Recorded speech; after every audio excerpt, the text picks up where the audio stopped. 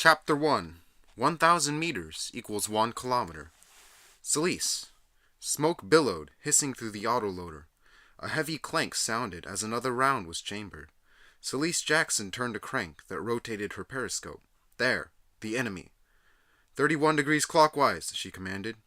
Her co-pilot Jerry obeyed, maneuvering several levers, gears clanking. The gun rotated now, grinding against Salice's shoulder in an all-too-familiar fashion. Salice barely noticed it, concentrated as she was on the battle before her, or rather, as she saw through her tiny periscope. Through the spotting mechanism, a dark smudge resolved into a form. The lines painted onto the lens's interior declared the smudge to be 1,000 meters away, which was just inside of her tank's range.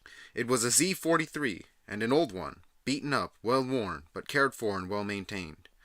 Salice lifted up her comm and screamed a command into it. Range 1000M, fire! Her throat buckled underneath the strain, and a globule of blood shot out of her mouth and onto the device. The cabin roared with deafening sound and filled with blinding acrid smoke. Salice breathed in deeply, coughing as her lungs filled with smoke. The targeting computer beeped. It was an ancient thing that malfunctioned more often than not. Today it seemed to be in a good mood, which was good, because Salice's life depended on it. She was in the middle of a battle. It was obvious, of course, from her surroundings that she fought something, but that something had a name and history. The world was flat. No mountains, edges that dropped off into space. On this flat world, seas of grass contended with vast deserts, and magnificent forests flooded wherever the other two did not reach. On this world, humans had lived for many millennia, mostly in peace, until one year they decided to destroy each other, for good. Nuclear missiles had rained down after a good decade of fighting, leaving behind little else but rusted war machines with their hungry, living crews. 20 years later, those rusted war machines fought each other over dwindling stockpiles of food and ammunition, using those stocks to fight for more stocks. Food was secondary. It could be grown any time, out in the massive plains. The settlers that planted it were always willing to give it up for a price. That price could either be paid in resources or in blood. Salice paid in resources. The tank she fought paid in blood. Miss! Salice cried, biting her tongue when she closed her mouth. Damn, she thought, kicking the targeting computer, which beeped in protest. 50 meters short. She resighted the tiny dot, moving the periscope with a hand crank on her right side, reaching over her co-pilot's shoulder and pressing uncomfortably into his head. The other tank stopped, right in her sights, which meant that it was also about to fire. It was a Panther III, an older version of the series, meaning that its main gun was often knocked to the right by its protruding machine gun. Please be broken, Salice chanted to herself as she squinted at the fading sighting lines. 983M, she called down the comm to her gunner, Ruby. Fire, she yelled, as soon as she heard the autoloader clank. The tank lurched backwards as the force of the explosion in the main barrel propelled an armor-piercing tungsten dart towards its target 983 meters away, which meant that when it hit, a molten jet of metal traveling faster than the speed of sound would enter the cabin, first vaporizing every organic thing inside before igniting the ammunition containers in a secondary explosion that often blew a tank's turret, weighing in at 20 tons, 10 meters into the air. And so it happened, the pirate tank popping like a champagne bottle, but not before it shot back. It was an impact round, better than being hit by a tungsten dart, but still not good if you wanted to stay alive for more than a second.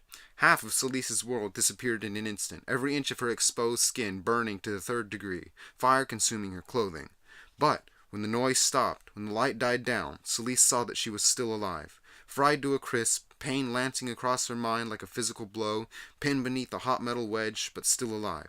She forced the metal off of herself with the Herculean strength born of adrenaline, falling into the still-burning body of her gunner, Jake, that popped open like a balloon when she landed on it. Blood covered her. She couldn't tell if it was her own at first, and then she saw Jerry's intestines wrapped around herself, and then she threw up, the vomit searing her burned lips. The tank's porthole had popped open during the explosion, hanging crookedly out, as if caught halfway through a wave at someone. Salice stared at it for a moment, her mind going blank, before she gripped the rung that hung against the inside of the tank's turret and hoisted herself up.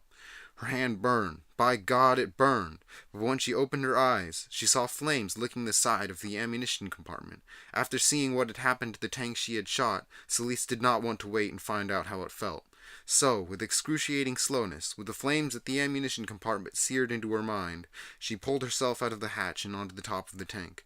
She lay there for a moment, panting, unable to even think of moving through the pain that covered her, swamped her, buried her. She heard crackling from inside of the tank. and pinging as the flames found the machine gun ammo.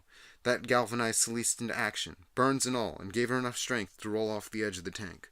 She screamed as she hit the ground, the grass tearing burning tendrils of fire across her side, her bones feeling as if they were made of glass. And still she crawled, away from the tank, her Z-43, that had been her home until a minute ago, that poised then and ready to kill her at a moment's notice.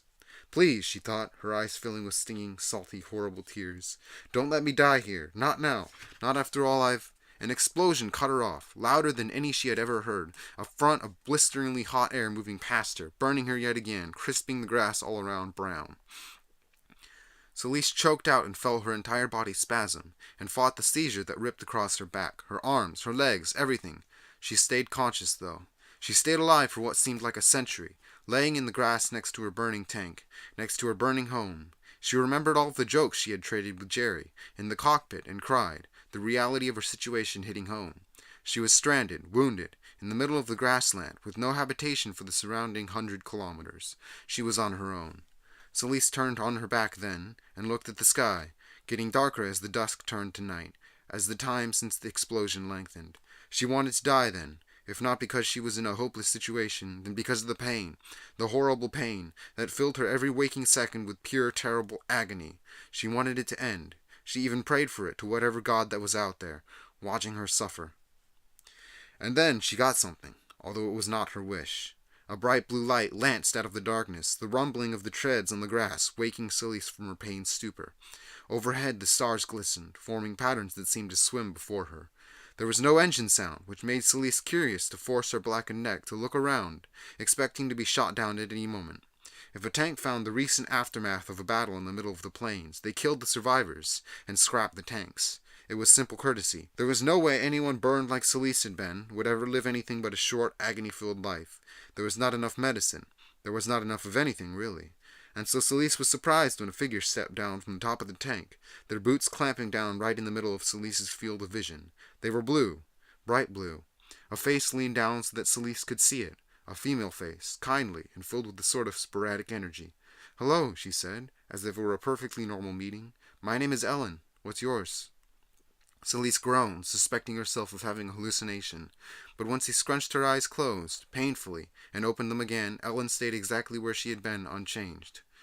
Ellen clucked her tongue, and then put her arms underneath Celeste. Celeste screamed in pain, arching her back involuntarily, foam coming out of her mouth. "It hurts, it hurts, it hurts," she yelled in her mind, too pained to speak out loud. Ellen picked up Celeste like a sack of potatoes, as if she weighed no more than that. Ellen's arms felt off, a little too warm, as if she had a high fever or something. Celeste also noticed that Ellen wore only blue and white, the color scheme of the tank she took Celeste onto, and when she saw the tank, Celeste could not help but gasp, sending a spike of pain through her throat and face. It was beautiful, curved, elegant, the turret reaching from the body like the body of a ballerina, the entire ship as if it were painted by a master artist. Bright blue circuits, pulsing with energy, showed through the tiny hinges in the tank's otherwise smooth armor. Celeste ignored her pain for a moment, magically, as she was carried down the porthole, large enough for her to pass through lying down in Ellen's arms, and saw the interior of the tank. It was beautiful, amazing, stunning. Computer screens filled every free space, and there was a lot of it, their monitors blinking lines of data that Celeste instantly recognized. Wind speed, range, time to target, time to load. A panoramic view of the outside world ran across a monitor that circled the room, giving a 360-degree angle of command. Celeste saw her own tank, now sputtering with low fire in the darkness, drawn on those screens. Ellen opened a hatch at the rear of the tank, revealing a strange tube about the size of a person. A bathroom, Celeste thought stupidly. Wouldn't it be more efficient just to have a hatch in the floor? That was, until Ellen shoved her in and closed the door. Celeste cried out in pure ecstasy as she plunged into the tube, which was filled with a bluish-clear fluid. All her pain disappeared in an instant, and she felt amazingly wonderful, better than she had ever felt before. And then the itching started, beautiful, horrible, sweet, burning itching that crawled over her every nerve like a swarm of ants. Celeste looked at her arms and had the uncanny feeling of seeing them return to their original state before she had been burned, even cleaner, softer than they had been before. Celeste patted her body all around, moving through the viscous fluid, which she somehow managed to breathe in just fine, and felt that her entire body had experienced the same. She was like a baby, clean, silly smooth, and very, very happy. Then she remembered her lost crew and hung her head, ashamed to have forgotten them. There would be no magical recovery for them, no strange girl coming out of nowhere to save them. The memory of Jerry's intestines on her body, warm and clammy, sent racks of emotional pain through her chest. She cried, the tears mixing with magical fluid that had given her back her life, but had left their soul behind, still in that old Z-43. Ellen opened the door to the room with the tube and poked her head in. Celeste looked at her incredulously, still suspecting a hallucination on her own part. Maybe she was just dreaming. A very happy one, to be sure, but just a dream. Ellen broke that dream by taking Celeste out of the tank and back into the real world, where Celeste realized that she could not be dreaming this. It was all too real. The words on the monitors, wind speed and range, and engine capacity, all of them told her that she was really, truly there. Celeste coughed up a glob of the bluish fluid, feeling a little bit better now that she breathed in real, surprisingly fresh air. She turned to look up at Ellen, who smiled down at her with her hands on her hips. "Now can you tell me your name?" Ellen asked, crouching down to look closer at Celeste. "Celeste," Celeste said. She looked all around the tank, wondering. "Who are you?" she asked. Ellen smiled. "I'm me," she said. "I'm a tank."